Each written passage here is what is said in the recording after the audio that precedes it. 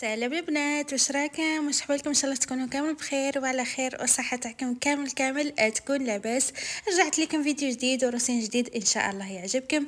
اللي مازال ما اشتركش في القناه يخلي لي اشتراك وتفعيل الجرس باه يوصلكم كل ما هو جديد.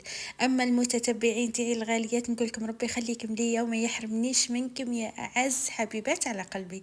صح راكم طلعوا لي المعنويات غير بلي كومنتير تاعكم الايجابيه ماشي سلبيه. اما هذوك الناس اللي خليو لي ديما لي كومونتير سلبيه واش نقول لكم، ما راح نهدر لكم على خاطر ديما لي كومونتير سلبيه ما نحبش نرد عليها. ساعات كاينين ناس يقولوا لي بما انك راكي عامله قناه وكل حاجه وتوري في حياتك لازم تتقبلي اي حاجه. لا، انا ما نتقبلش اي حاجه. اللي يجي معايا باحترام نكون معاه باحترام، اللي ما يجيش معايا باحترام ويولي يحب يقلل مني ما نحتاجوش اصلا، لا في واقع لا في مواقع. كل واحد وكيف ما يشوفها، وهذه هي انا الوجهة النظر تاعي. كل واحد وعنده وجهة نظر، ماشي كل حاجة يعني لازم الانسان يتقبل. لا، انا تعجبني حاجه نتقبلها، ما تعجبنيش حاجه ما نتقبلهاش يعني، وما نتقبلش هذاك الانسان اللي يجي ويهدر.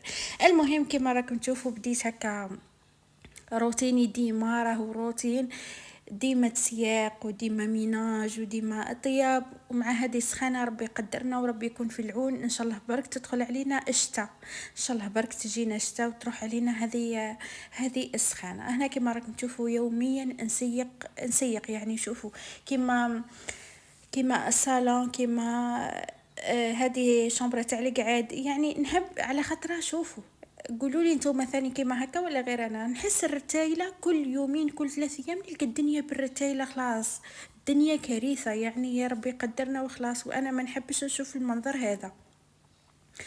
كما راكم تشوفوا كل مرة نحكيو مع بعضنا في مواضيع، واليوم راح نحكيو على موضوع التربية تاع وليداتنا. ان شاء الله يعني ربي يقدرنا برك في انه نربيوهم تربية حسنة. كما راكم تشوفوا الدنيا كاملة راهي محلولة. كاينين زرابة شوية غسلتهم قبل وخليتهم يشيحوا. راكم تشوفوا الدنيا نقيقية، انا نحب الدنيا تاعي ديما نقية. وشوفوا على قد ما انا واقفة ديما ونخدم فيها وكل حاجة، على قد نلقاها ديما ماشي مفروزة. ما فهمتش كيف ما قولوا لي انتم ثاني كيما هكا ولا لا؟ هنا كيما راكم تشوفوا كملت هكا الخدمه. قلت ندير لهم، قالت لي بنتي ديري لنا ماما حاجه حلوه نسهروا بها. قلت اكثر حاجه سهله نديرها في ثمثم هي تشيز كيك يعني. حبيت نديرها غير بنكهه واحده، وما تتطلبش مني اصلا وقت ولا جهد. ثمثم نديرها يعني بلا جبنة المسكربون بلا والو، غير بالفرماج وكريم شانتي. هذا ما كان نحتاج هذا البسكوي. غير علبة صغيرة، انا درت غير واحدة، درت واحدة منهم جاتني قد على خطرة. السيرسو تاعي شوية متوسط، ماشي صغير بزاف وماشي كبير بزاف. رحيته كامل ومن بعد لميته بزبدة يعني. خليكم مع الفيديو ونبداو احنا نحكيو مع بعضنا ونهدروا شوية مع بعضنا. ديما انا نحب كي نجي نحكي معاكم ما نسكتش. والله كنت اصلا مشني راح نسجل ندير المونتاج دركا، ومن بعد قلت لا خليني نوض ندير المونتاج ونحكي مع البنات، بما انه راني وحدي ما كان معايا حتى واحد غير بنتي الصغيره راهي تتفرج. قلت خليني عليه ما نوضش نحط مع البنات الفيديو هكاكا باه نكونوا مع بعضنا. شجعوني برك، شوفوا كي نلقى تشجيع ونلقى انكم طلعوا لي المعنويات والمورال وكل حاجه تلقاوني ديما نشيطه. ساعات هكا نفشل ما نعودش نقدر نصور بزاف ومن بعد نقول الله لازمني نوض، على خاطر هذه هي كل واحد ربي وش عطاله، وكل واحد وش ربي وش عطاله خدمه، وكل واحد ربي كيف ما يبعث له الرزق تاعو هي رايحه. المهم كما قلت لكم نشوفوا الموضوع تاعنا تاع التربيه تاع وليداتنا. كما يقول لك كاينه مقوله وش يقول لك فيها: تربيه الولد اشق وتربيه البنت ادق، فاحرص على الاشق وانتبه على الادق. يعني كي نجيو نربي بنتنا ولا ولدنا، احنا اول حاجة كي تربي بنتك انتي تحميها من هذه الدنيا، وكي تربي ولدك فانتي تحمي ولدك يعني تحميه ليك لنفسك وتحميه لغيرك، فهمتي؟ والرجولة أدب. قبل تكون الرجولة هي الرجولة كما قلت لكم، الرجولة أدب قبل ما تكون لقب. والأنوثة حياء قبل أن تكون أزياء، صح ولا لا؟ يعني نربي وليداتنا على الأخلاق وعلى الاحترام وعلى الرحمة. هذه هي الوليدات نشوفوا راهم أمانة عندنا، لازم نعلموا بنتنا كيف ما تلبس، كيف ما تحكي، نعلموها بزاف حوايج. يعني ماشي نجيب بنتي دركا ونطيشها للناس تربيها، ولا نقولها انا جبتك وانتي ربي روحك لوحدك. لا، الطفله تحتاج التربية تاع الأم، تحتاج بزاف تربية تاع الأم، سواء في الهدرة، سواء في اللبسة، سواء في الهدرة مع الناس. يعني التربية راهي مسؤولية كبيرة، سواء الواحد كان عندك ولد طفل ولا بنت. كما قلت لكم، الطفل ما يترباش غير بالهدرة يا البنات، يتربى باللي يشوفوا قدامه. يعني الولادنا كي يشوفونا احنا ما معبويانهم كيف ما نحكي وكيف ما نتعاملوا، رايحين يديو فكرة. فهمتوا؟ يعني يتربى الطفل راهو يتربى كيما يشوف بعينيه. كي تربي بنتك راكي انتي تحميها، تعلميها تحترم روحها، تعرف قيمتها، وما تسمح حتى قلت لكم، وما تسمح لحتى واحد يقلل منها، وتكون قوية باخلاقها وثقة تاعها في نفسها. وكي تربي ولدك مليح راكي ما تحميهش هو برك، راكي تحمي المجتمع كامل. على خاطر الابن غدوة يولي راجل ويتزوج ويولي أب، والطريقة اللي ربيناهم بها هذاك اليوم راح تبان في المعاملة مع مرته ومع وليداته. فهمتي؟ وراح تبان المعاملة مع المجتمع. يعني وش حابة نوصل لكم الفكرة؟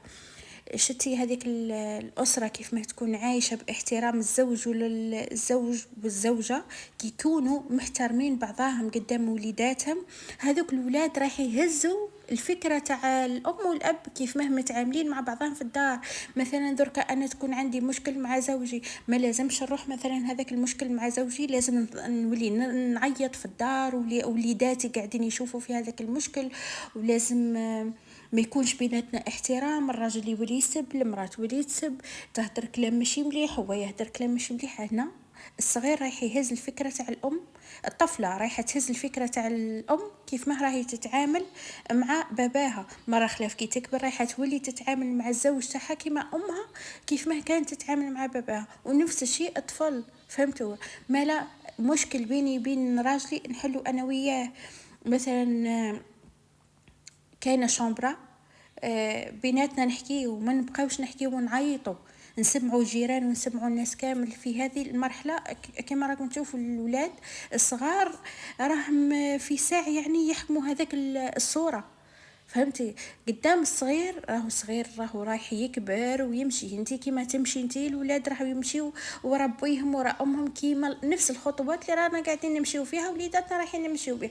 ما لا خليو ديما الاحترام بينك وبين زوجك. يكون كاين احترام، صح المرأة ساعات تقلق وصح الرجل ساعات يقلق، بس صح ماشي قدام الأولاد. ما نعيطوش قدام الأولاد وما نهدروش قدام الأولاد. لا، كاينه حاجه اسمها المفاهمه، وكاينه حاجه اسمها انه واحد يقدر يتحكم شويه في اعصابه، وكاينه حاجه انه لازم نحكيو باسلوب مليح وباحترام ونتناقشوا على هذا الموضوع. يعني انت تحكي لي في حاجه وانا نحكي لك في حاجه ونخرجوا على حل. فهمتوا؟ ماشي نبقاو كل حاجه يا البنات، كل حاجه نبقاو نحكيوها قدام ولادنا، راهم يديو علينا فكره ماشي مليحه. على خاطر كيما تربي في الصغر كيما وليداتنا رايحين يكبروا بهذيك التربيه، ورايحين هذا اجيال، هذا جيل يجي بعد جيل، جيل يجي بعد جيل. يعني كيما احنا جبنا وليدات، هم ثاني رايحين يكبروا ويجيبوا وليدات وربيوهم نفس التربيه من المره الاولى. فهمتوا؟ ما لا نحاولوا على قد ما نقدروا نربيو تربيه حسنه، تربيه تا... انه نشوفوا مره خلاف ولدنا ولا بنتنا يقولوا هذا الطفل ولا الطفله متربي تربيه صالحه. فهمتوا؟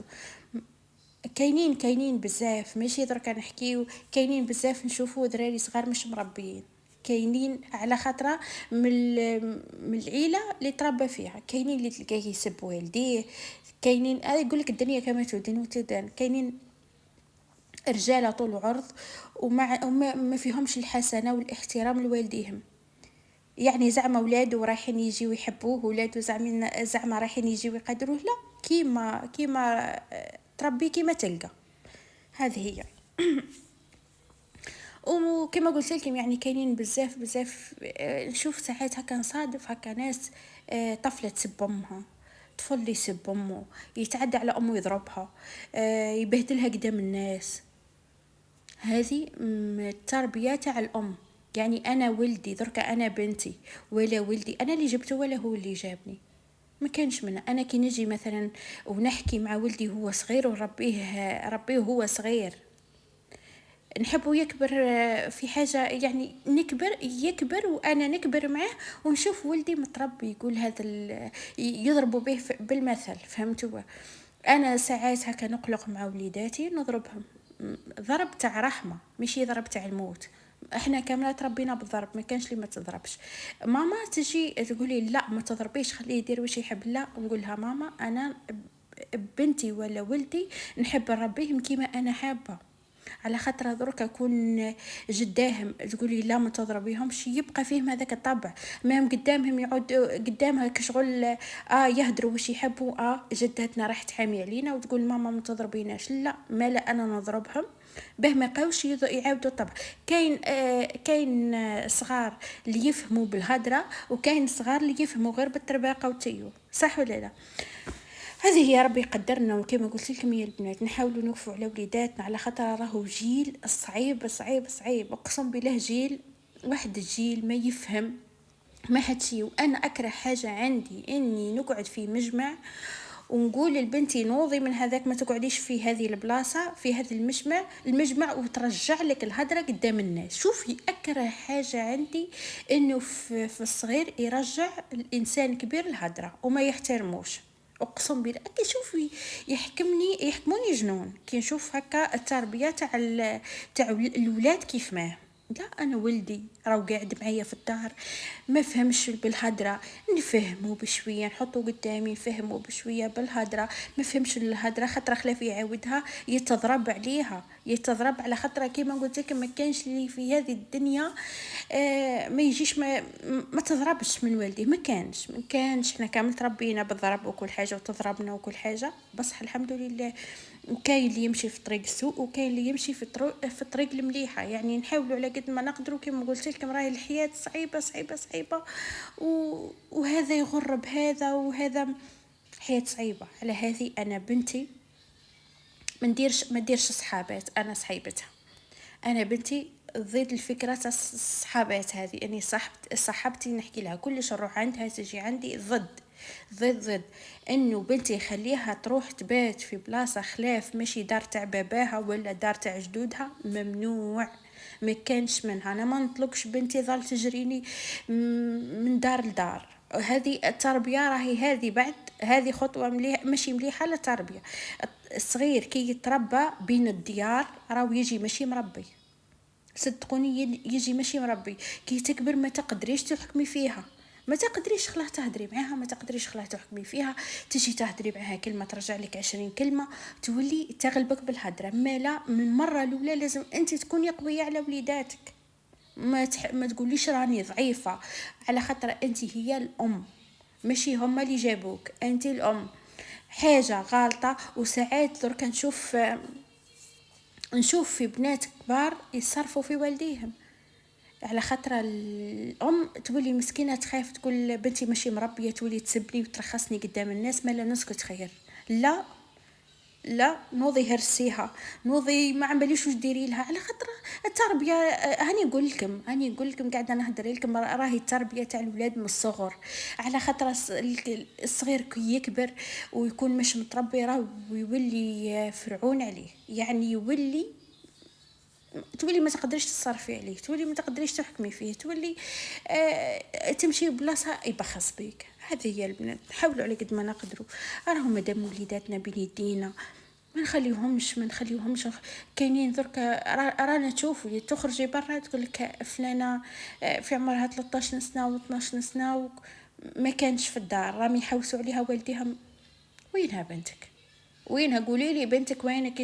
كي انت في الدار وبنتك تخليها تخرج في وقت هذيك القايله تخرج وحدها. انا بنتي ما تخرجش وحدها، انا بنتي نخرج انا وياها وباباها.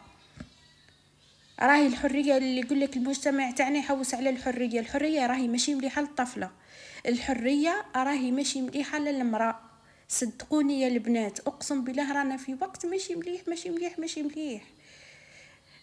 ربي يجيب الخير وخلا. كاينين رجاله ثاني من كثر الحريه اللي عطاوهم لنساهم والازواج تاعهم ولوليداتهم عادوا ما يقدروش عليهم، عادوا ما يقدروش. وش من حياة؟ قولوا لي وش من حياة هذه؟ ما كان حتى حياة. واحد يتبع الطريق صحيحة وطريق اللي وصلنا عليها ربي سبحانه، ويمشي في الطريق اللي المليحة. على خطر ديما قلتها لكم من الفيديوهات اللي قبل، على خطر شوفوا، على قد احنا ما نصاحبوا ناس كانين كما يقول لك الصاحب ساحب، على قد ما احنا نوثقوا في الناس ونصاحبوهم، كاينين الناس الشر وكاينين الناس المليحه. ما نحاولوا على قد ما نقدروا نكونوا مع الناس المليحه، الناس اللي صح يعني. ناس من ذوك الوقت هذا درك احنا ولينا موسوسين. درك الانسان عادي يخاف يدخلك ناس لدار ويقول لك هذا كاش ما راح يدير لي. الناس عاد موسوسه درك في اي بلاصه، الناس عاد الموسوسه على خاطر الوقت اللي وصلنا ليه صح صعيب. كانت بكري النية وكانت هذا يروح عند هذا بضحكة بتوانيسة بلعبة، بس حضرك ما بقيتش. كانت بكري النية بس حضرك ما بقيتش نية، راحت النية. دركا واحدة تجيك لدارك تقولي هذه علاه جايتني، وش عندها عندي حتى باه تجيني. ما لا، واحد يحكم داره ويحكم وليداته يربيهم على الحاجة المليحة، وهذا مكان. كاينه واحده ثاني قالت لي مروه مهما ندير مع راجلي خبيث، راجلي تعنسى، راجلي شوف اللي فيه طبع راهو عمره ما ينحي هذاك الطبع. اللي فيه طبع مستحيل الطبع هذاك ينحيه منه. وكل واحد كيف ما هو. ديما نقول لكم يا البنات، هي الزواج صح راهو قسمه ونصيب. الزواج هذا كل واحد ربي وش راح يعطيه من القسمه تاعو والنصيب تاعو. مالا الانسان يخير صح، يخير ما يتسرعش يجيني مثلا واحد يخطبني انا نديه وخلاص، المهم ندير عرس ونفرح بروحي نلبسها ندير كورتاج ونلبس هذاك اللغب. لا، هذا تخمام هذا غير نحيوه. اقسم بالله الزواج هذا راهو مسؤوليه، ماشي في مسلسل تركي كيما كنا نتفرجوه. لا والله الزواج راهو مسؤوليه كبيره كبيره كبيره فوق ما تتخيليها. ماشي كيما هذاك تاع المسلسلات وحب وتمعشيق وتحواس وتقلاش، والله غير ما يكون من هذه عملا. حاولوا تخيروا الزوج الصالح، الزوج اللي راح يصونك، الزوج اللي يكون صاين اخواتاته صاين ماليه قبل. هذاك هو اللي لازم تختاريه. الانسان الشخص كي يكون ناس مليح مع والديه، هذاك ديه ما تخافش، راح يكون يعرف قيمة على المرأة. فهمتوا؟ يعرف قيمة على المرأة كيف ما. هذه هي حبيباتي. شوفوا انا كي نقعد راني ما نسكتش، نبقى نحكي نحكي نحكي نحكي كأنكم معايا، اقسم بالله. وهذه هي طبيعتي انا كي نكون نحكي مع الناس هكا، ونكون نحكي كي نتلموا هكا عند ماما، ولا يكون عندي واحد ضيف وكل حاجه نحكي هكا شغل ما نسكتش. وهذه هي حبيباتي. المهم ربي يقدرنا على وليداتنا برك، وربي يوفقنا وليداتنا، وربي يحميهم من كل سوء يا رب العالمين. على خاطر كما قلت لكم عدنا نخافوا على الشيء اللي رانا نشوفوا فيه. قسم بالله راهي كوارث كوارث كوارث. ربي يحميهم هذا مكان، وربي يبعد عليهم الناس السوء، وربي يبعد عليهم كل حاجه مش مليحه، ربي يبعدهم عليها. والله يا البنات الدعوه تخوف، قسم بالله نصح واعره. او ماشي كي نقول انا نخاف على الطفله ونخلي طفل، والله هي في الوقت تاعنا تاع درك كيف كي الطفله كي طفل كيف ما لا نربيهم وهم صغار نقدر عليهم خير من كي يكبروا وما نلقاش حسابي معاهم. هذه هي والله الوقت تاع درك. انا بنتي كي نهدر معاها وتقول لي حاجه لا، وش من تربيه هذه؟ قولوا لي وش من تربيه. انا بنتي كي نهدر معاها الكلمه ما تراجعهاش، عينيها ما تهزهمش معايا. كي نهدر معاها ما ترجعليش الكلمه بالكلمه. هذا هو واش حابه نوصل لكم. المهم كما راكم تشوفوا انا اللي قالوا لي مروه صوري لنا الكسره كيف ما ديريها، راني صورت لكم كل حاجه. درت هكا 3 خبزات مع هذيك السخانه وكل حاجه. يا واحد السخانه عندي في الدار تقعي النار شاعله فيها النار. هذه هي ربي قدرنا وخلاه مع العشاء هذه الغداء. المهم قلت لهم ندير لكم حاجه حلوه، حاجه هكا بارده نطلعوا بها المعنويات. المهم حاجه مليحه واحد يسهر بها، حاجه خفيفه. انا كي يقولوا لي ديري لنا حاجه خفيفه نحب ندير لهم تشيز كيك، على خاطر اسهل حاجه عندي. حتى حاجه من الطيب ثم نكملها. انا زدت كما قلت لكم، قلت ندير شويه وش اسمه، نخبز شويه كسره، ندير شويه شكشوكه، شويه بطاطا، نقلي شويه فلفل وهي رايحه. يعني هذه وقت تاع طماطم، وقت شكاشيك، هذه ما عندنا ما نديرو. خممنا ما لقينا حتى حاجه نديروها. مع ربي قدرنا راهي الدجاج ولا 55,000 الكيلو ولا 50,000 الكيلو، كل واحد كل بلاصه. وكيما نقولوا لي قد عندكم دجاج، احنا بالك عندنا واحد قريب 55,000، كاين 53 كاين 50.